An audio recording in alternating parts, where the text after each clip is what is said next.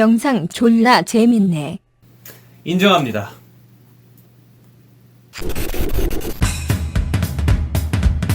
영화의 각본은 2006년에 완성됐었지만 당시 데이미언 셔젤 감독은 신인이었고 그에게 관심 있던 영화 관계자나 투자자는 없었습니다. 후에 데이미언 감독의 두 번째 장편 영화 위플래시의 성공으로 라라랜드를 만들 수 있었는데요. 사실 위플래시도 처음부터 장편이 아닌 단편 영화로 먼저 제작되었고 썬댄스 영화제에서 심사위원상을 받고 난 뒤에야 장편으로 만들어질 수 있었습니다.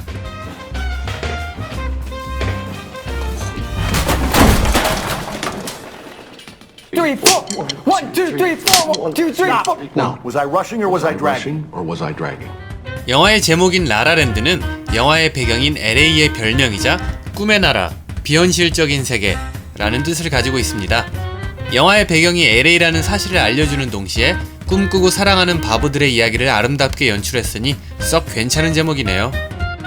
영화의 초반, 세바스찬의 차의 라디오에서는 Three-time Oscar winner, including Shakespeare in Love. 라는 멘트가 나오는데요.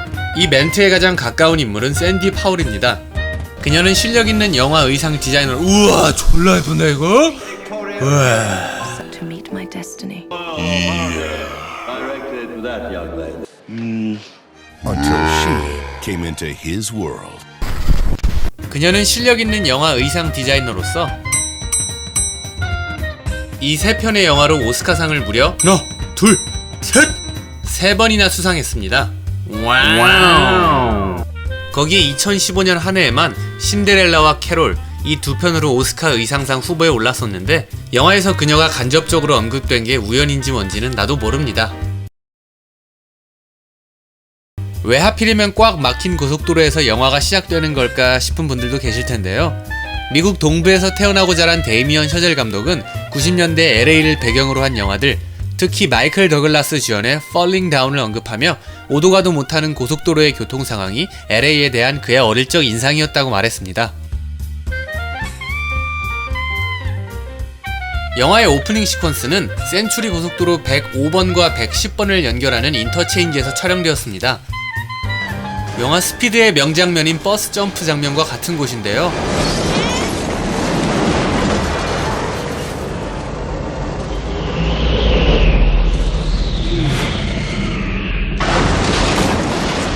스피드에서 다리와 다리 사이에 없어진 구간은 사실 CG로 없앤 것입니다. 영상의 뒷부분에서 다루겠지만 라라랜드에는 고전 할리우드 뮤지컬 영화에 대한 크고 작은 오마주가 가득한데요. 사실 영화의 영상 비율부터가 할리우드 고전 영화에 대한 존경과 찬사가 담겨 있습니다.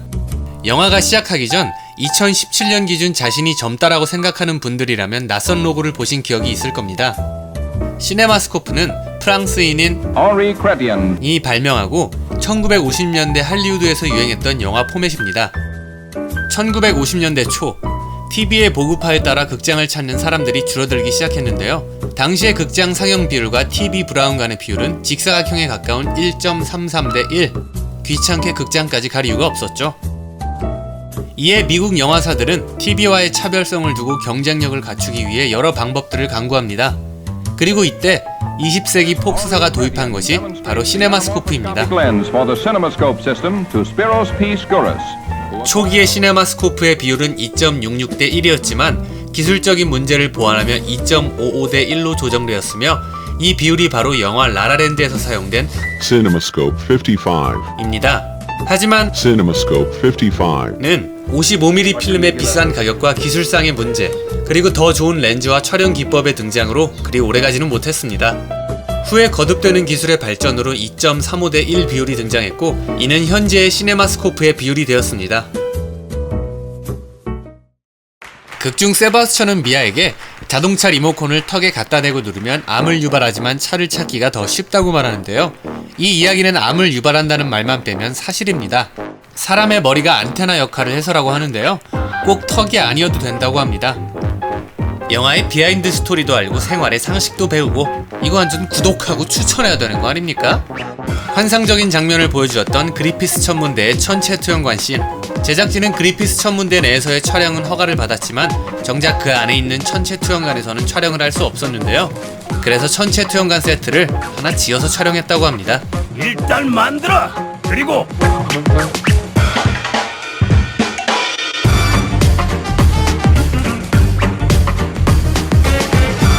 영화의 촬영을 위해 지금은 사용하지 않는 장소 두 곳을 재개했는데요. 바로 남패서디나에 있는 리알토 극장과 LA 시내에 있는 Angels Flight Railway. 입니다.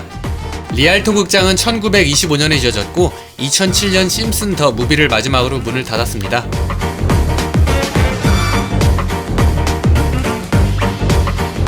Angels Flight Railway. 는 안전상의 이유로 2013년부터 운행을 중지했지만 영화 촬영을 위해 하루 동안 운행했다고 하는데요. 한창 운행할 때 가격은 고작 50센트밖에 안 했다고 하네요. Made by me.